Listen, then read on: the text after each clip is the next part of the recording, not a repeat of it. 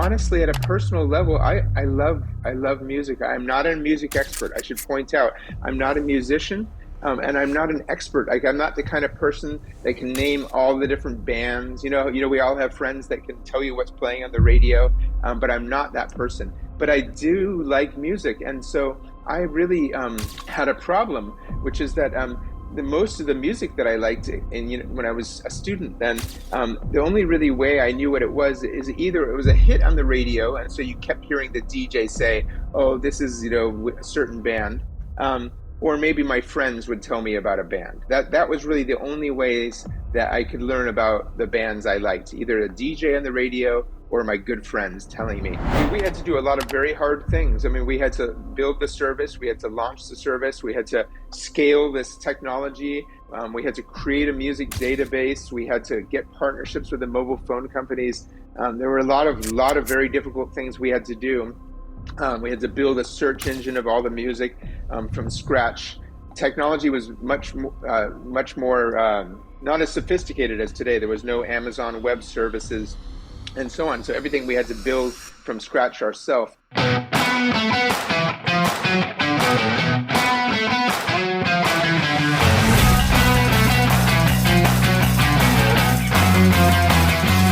Amigos, bienvenidos a su podcast 18 Minutos. Soy Francisco Rodríguez Aguirre, presidente de Smart Speakers, el principal buró de conferencistas de Latinoamérica. Y me acompaña mi amigo Mauricio. Encantado de estar nuevamente en una edición más de 18 minutos. Pancho, pues empezamos a platicar de lo moderno, ¿no? Sí. Hoy tenemos un gran invitado de talla internacional. Él es Chris Barton, un gran emprendedor del sector tecnológico e innovador. Fue cofundador de Shazam, una de las apps más importantes con más de 2,000 millones de descargas, de la cual fue su CEO y miembro del consejo, que posteriormente vendieron a Apple en $400 millones. También ocupó importantes posiciones en Google, en la que estuvo 11 años, y en Dropbox. Además, Chris Barton ha desarrollado 12 patentes. Chris, it's a pleasure to have you with us. Thanks for having me. It's a pleasure to be here. Chris, how did Shazam started, and how were those first days? Gosh, well, Shazam started because I was doing my MBA at UC Berkeley, and I was really wanted to start a company. And this is way back in, when I came up with the idea, it was 1999. And so Shazam started with me brainstorming ideas of a company to start. And I had all these different ideas, and I was trying to pick which one do I want to come up with. And at this point, I was living in London, and I suddenly thought, I had the Shazam idea. I thought, what if, because mobile phones were very basic then. You could only really make phone calls, send text messages, and if you had a Nokia phone, you could play a game called Snake. And then that, if you remember that, but that was it. There were no apps or anything. And so I thought, what if you could identify songs from the sound in the air coming to the microphone of the mobile phone? So that was the idea. That was how everything got started, is that breakthrough idea that I had in around October of 1999. So that's how we got started. But of course, then we embarked on trying to find an amazing, super smart technologist who could invent this technology for us. That we found someone from Stanford to invent the technology, and then that took many months. And then after finally finding a genius and inventing this technology with a PhD from Stanford and a professor, and then, of course, raising the money to start the company. We had to raise money from angel investors, individual investors, to get initial funding for the company, and then later from venture capital firms, about $7.5 million to build the commercial service.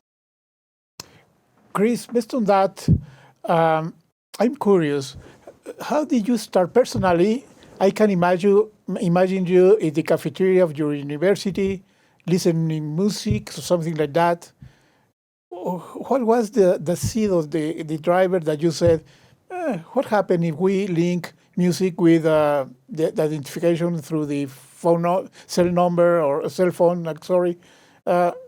personally, why not about traffic like Waze or something other ideas that have been very successful as well? Why music, and how was the curiosity that was part of yourself in that particular moment? Yeah, I mean, honestly, at a personal level, I love music. I'm not a music expert. I should point out, I'm not a musician, and I'm not an expert. Like, I'm not the kind of person that can name all the different bands. We all have friends that can tell you what's playing on the radio, but I'm not that person. But I do like music, and so I really had a problem, which is that the most of the music that I liked, and when I was a student, then the only really way I knew what it was is either it was a hit on the radio, and so you kept hearing the DJ say, "Oh, this is a certain band," or maybe my friends would tell me about a band. That was really the only ways that I could learn about the bands I liked, either a DJ on the radio or my good friends telling me. And I kept noticing that I would hear music in regular life, and I didn't know what it was. There was no solution back then.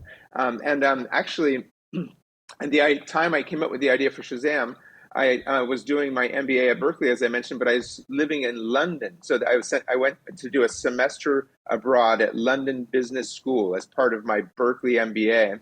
And in London, by the way, they play so much cool music. Like, if you go to the bars and the restaurants and the cafes, they really play cool, unique music, more diverse music than what you find on the radio. The radio typically only plays the most popular 100 songs. But what you heard in these bars and cafes and clubs and so on in London was much more unique music. And I would hear this music, and I would think, oh, that's a really cool song. What is that? And there literally was no solution. If I asked people, they didn't know. There was no, it wasn't written down anywhere. There was no way to find out. And so I really wanted a solution for that. So it was like a real need that I had. And by the way, you mentioned Waze and traffic and so on. You have to remember there were no apps back then, so you couldn't do any of that stuff on a mobile phone. You definitely couldn't do navigation or anything that required a graphical user interface on the phone, because all the phone showed was enough text to show you who you're calling.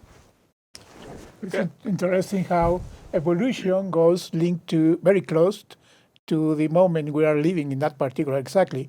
No applications. We were not familiar with apps at that moment. Yeah. Yeah. Right. Exactly. Yeah. And how were those early days at Shazam? Yeah, the early years were, we had to do a lot of very hard things. I mean, we had to build the service, we had to launch the service, we had to scale this technology, we had to create a music database, we had to get partnerships with the mobile phone companies. There were a lot of very difficult things we had to do. We had to build a search engine of all the music from scratch. Technology was much more not as sophisticated as today. There was no Amazon Web Services and so on. So everything we had to build from scratch ourselves. So it was a lot of heavy lifting, and frankly, it was difficult. When we launched our service, we succeeded in doing all these things. We created the algorithm, the technology to make Shazam work. We built the database of music. We built the search engine. We integrated with the mobile phone companies. We did everything, and we launched the service. But back then, when we launched, it was a telephone number. You dialed the telephone number to use Shazam. You dialed the telephone number, made a phone call, and sent a text message. Wow. We sent a text message to your phone. That's how Shazam works. So you made a phone call, and we sent a text message back to your phone with the name of the song. Frankly, it didn't take off. We had barely any users, and we struggled. We actually struggled for about 6 years before Shazam really took off at the time that the iPhone App Store launched, which was 6 years after Shazam launched. It's very interesting that. In benefit for the entrepreneurs, could we consider you as a pioneer in terms of artificial intelligence, AI? I mean, you started with this invention so far before it became a trend, AI. Yeah, that's so true. I mean, yes, Shazam was AI. AI, artificial intelligence, the techniques used for artificial intelligence have become more and more advanced over many years. AI some of the AI development started way back in the 1950s and 60s. And back then, they used different approaches for AI, known as rules-based AI. It later evolved to become pattern recognition AI, and then later to machine learning, and then later to deep learning, neural network processing. So the technologies have evolved and have become far more advanced today. But the AI in general, which is defined as using a computer to do something that normally requires human intelligence. And so Shazam was a very early AI. And actually, I have an infographic that I created because I did research on the history of AI.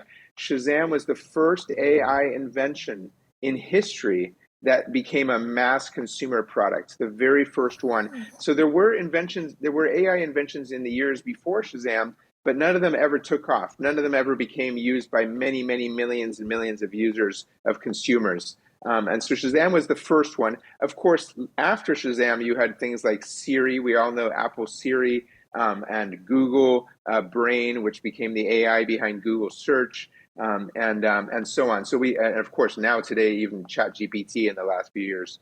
Yeah, Shazam was the first AI invention in history that became a mass consumer product. And Chris, how did Shazam become a success? What was the moment and what you have to do so that it became this great success? Yeah, ultimately what made it a success is that we, in a way, the technology world caught up to us, if that makes sense, because we launched so many years before. But once the iPhone App Store launched, that changed everything, because now Shazam could have a nice, beautiful graphical user interface. You could see the app. We could do things like we could link to music downloads, so you could download the song to your phone on iTunes, or add it to a playlist with services like Spotify. And then we could show the lyrics of the song. You could share it with friends. You could add to playlists and all these features. So Shazam became far more a better experience. You didn't have to remember a phone number. It was just an app on your phone. Everything became a much more frictionless experience, much more delightful experience. And Shazam took off as soon as the App Store launched. We were selected by Apple to be one of the first 500 apps to be included at the launch of the App Store, when the App Store launched, the very first App Store in the summer of 2008. And immediately we became one of the most popular apps, and we rocketed into the hundreds of millions of users. Today, Shazam has well over 300 million people that use Shazam every single month around the world. Over 2 billion people have downloaded the app. And people, it's an enormous reach. It's become a verb, actually. The name Shazam, it's not just a brand, it's actually a verb. You Shazam a song if you wanted to know the name of it. And that made it, really, really prevalent in terms of users using it to discover music. And that's really what made it attractive when Apple acquired Shazam. Apple acquired Shazam in 2018, and it really made sense because Apple Music was competing with Spotify as a streaming music service. Spotify was the market leader of streaming, and Apple had been the market leader for digital music in iTunes. And so Apple acquired Shazam because it's so complementary to streaming music. Now you mentioned something. I would like to go to the early stages of Shazam and in your thinking. How did you decide to call this Shazam? What means for you Shazam? And second question, you created, working at Google, the career partnership framework for Android. What was your experience on that? Oh, okay. Well, yeah. So the name Shazam, it just came to me a bit like the idea did, because I thought what it means, it's used in different TV, media, and so on. And if you look up in the Urban Dictionary, Shazam, what it means is it means to conjure magic. So to make magic come to the world. And so I thought, those early phones, if you hold your phone in the air, remember these very old phones before the App Store, you hold your phone in the air and it figures out the song that's in the air. It felt like a magical experience. So I thought, Shazam, it's like magic on your mobile phone. And that it just came to me, and I just wanted that name. I felt like it was such a great, inspirational name for people. And then with regards to Google, so I did join Google while after starting Shazam, and about 4 years after starting Shazam, I hired in a more experienced CEO who had much more experience than me, and he had actually run companies with hundreds of people. And then I stayed on the board of Shazam. So while remaining on the board of Shazam, I joined Google way back in 2004 when Google was actually still a private company. It had not yet gone public. It had only 2,000 employees. And I was their first employee that focused on mobile partnerships with the mobile phone companies, like Telcel and American Mobile, with in the United States, AT&T, Verizon, Sprint, and so on, and Telefonica, you name it. I worked with all these mobile phone companies, and of course, I joined the Android team, which was very early at Google, way when there was only one Android phone in the whole world. It was called the G1 mobile phone. On T-Mobile in the United States. And so I had to kind of create these new partnerships, and how structure partnerships of how Google would partner with mobile phone companies and mobile device companies, and really create it from scratch, by thinking through, what would be the mutual benefits to the mobile phone companies and to Google and so on. I formed these partnerships. I have to tell you that, in recent years, I was even called in the Department of Justice versus Google antitrust trial as the second witness, because of course these partnerships became part of that whole trial. Fortunately, everything ended up okay in the end for Google. Yeah, it was a really, really amazing experience learning and being part of the Google team, seeing how the innovative thinking happens at Google, the great product creators, the founders of Google, Larry and Sergey, and the really amazing thinking that I love to bring into to share in my keynote speaking with audiences, to share those learnings from Google, from Shazam, and other places I've been. So yeah, it was a great experience. Chris, you have a way of thinking, a system that you call start from zero. Can you explain it to us, please?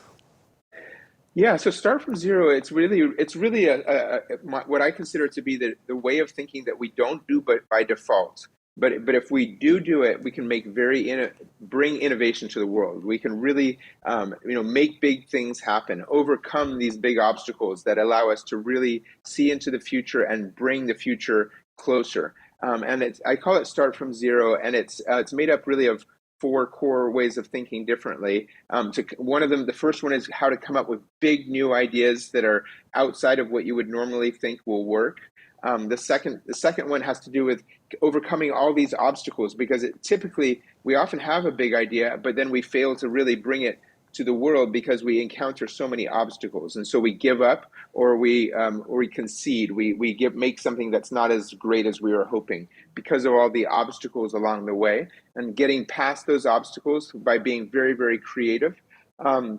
The third is really a way of thinking about what I call eliminating friction. We all know that we want to make things simple and delightful, and we want to eliminate the friction, but we often fail to do it. As you see, there's still so much friction in the world. Things are still difficult. We all encounter difficulties on a website and with a piece of software. There's always little problems that we face. And so I try to open people's eyes into how to really eliminate friction. How do you spot these pieces of difficulty so that you can remove them for customers, for employees, for partners, suppliers, for everyone that you work with. And then, of course, the personal part, the emotional part, the part that, making something that's your work and making it personal, making you care deeply about it, what I call connect to emotions, so that you really, really build the most amazing things. And that's what usually is what fuels the amazing innovations that you see come from so many companies, is that they care so personally, so emotionally about making something amazing. And then we did that with Shazam. It is great. We're almost there in terms of, 18 minutes are 18 minutes now. Mm-hmm. Just if we could take a couple of minutes. I used to work in some sort of mentorship to entrepreneurs.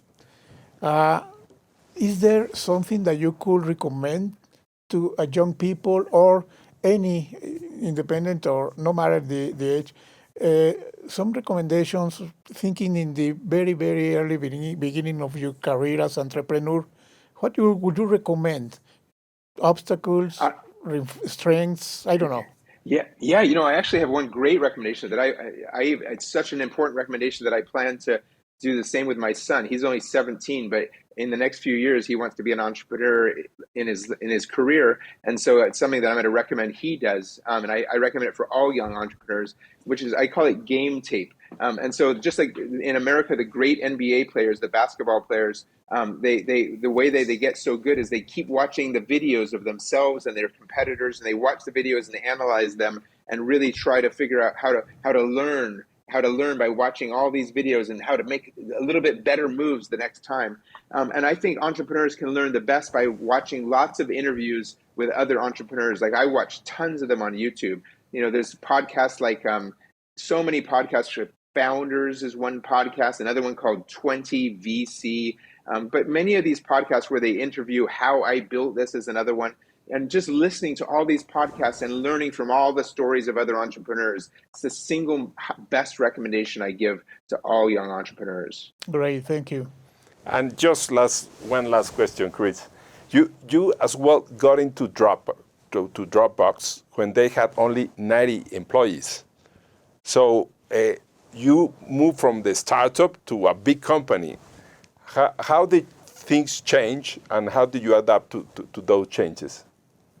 Yeah, so I joined Dropbox, as you said, when it was 90 employees, and when I left, it was 1,500 employees, and it was a public company.